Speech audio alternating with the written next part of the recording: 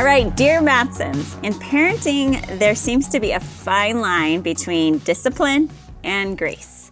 How do I know which they need? They being your kids. Sincerely discerning discipline. Great question. It's actually, they're not exclusive in our mind. I mean, grace, God's grace in and of its essence is undeserved favor. And that sense of we are loved because he is a loving God, not because of what we do. And his discipline comes out of that love. Mm-hmm. His discipline comes in saying, I want to help you in the way that you should go and that it is best for you. It is gracious and full of grace to be a parent who disciplines and helps your children in the way they should go. So that's just kind of my premise. I'm going to toss it to you to take it from there. Pretty good job. Yeah. Practically, one of the things that I try to do, and even raising our two daughters who are teens now, when they were younger, was, when there needed to be a consequence. And in parenting, you want to be consistent in providing discipline that is coming from a I love you place, right? So as parents, we got to regulate ourselves and our own emotions and discipline based on whatever grievances has occurred. So you want to come then to the table with that loving perspective. And why I am disciplining you is because I love you. But here's something that's kind of a curveball that actually worked really well with my girls was they expected the discipline and the consequence because that's primarily what happened when they would do something that warranted a discipline or consequence. But we're wanting to keep the long game in mind here. We're wanting our kids to actually understand really what grace is.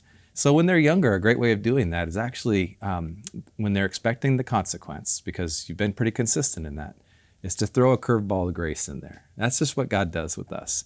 He is so gracious to us. Grace is unmerited favor. There's nothing that we could do to earn our love, his love of us and his approval of us and salvation or any of that.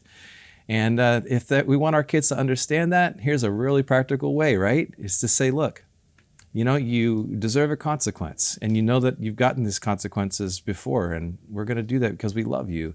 It helps you to understand, to learn, to grow, and to change in the right direction. But today, you're not getting a consequence. What? And their eyes are like, what? And you're saying, because I want you to understand a bigger principle, the most important principle about grace, and the kind of grace that God shows us. I'm going to show that to you right now by not giving you a consequence. You deserve a consequence, but you're not going to get one. Mm-hmm. And how does that feel? Mm-hmm. And it's an amazing thing to watch in the countenance of a child's eyes, in their heart, in their mind. And both girls, I can just remember moments like this. It didn't happen a lot in terms of just the need to discipline them. They're pretty good kids, and so it wasn't like every day, all day long. But I remember their countenance changing and the delight and the sense of love, and they just couldn't help it. They just would run to my arms, and there was sometimes a verbal "I love you, Daddy," or "Thank you, Daddy," and it was just like I feel when God, as if God's holding me when I experience His grace. And that's what we're shooting for. So, curveball of grace. Yeah. And so there's some great principles. We'll just end with this, that many people have shared over the years. A couple mentors of ours have really brought it into the forefront in our life. But rules without relationship breed rebellion in children. And so if you are all about the rules and discipline and don't have these moments of grace and relationship and laughing and playing and enjoying your kids for who they are, there's a rebellion that builds in those kids. Mm-hmm. On the flip side, relationship without rules, so the grace without the discipline, can breed entitlement. And there's a sense of not realizing the limits of our impact on the world around us and recognizing that what we do does affect others. It affects us, others, and our relationship with God. So we're trying to balance the two.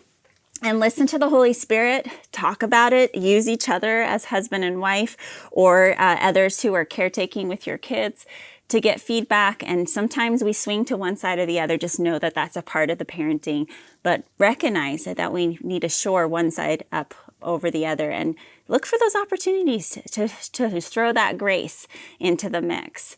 One of the things I love about the curriculum that we created for moms who are raising daughters, it's called Helping Moms Raise Confident Daughters. They're courses.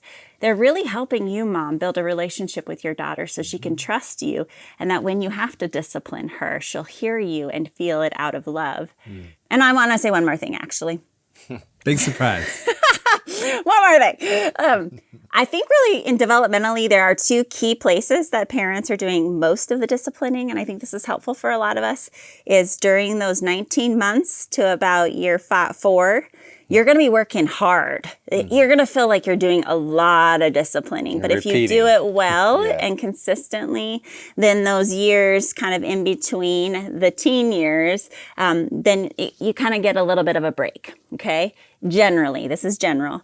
And then those teen years, you're kind of coming in again. Hopefully there's a relationship there. The consequences look different. The discipline looks different. But we're doing a lot more there in launching our kids into adulthood. So those are kind of the places, if you're in those zones and you're like, it's a lot of discipline, just know it's normal. So I'll end with that. Very good. Remember that you're the right parent for the job, and Tara and I are here cheering you on.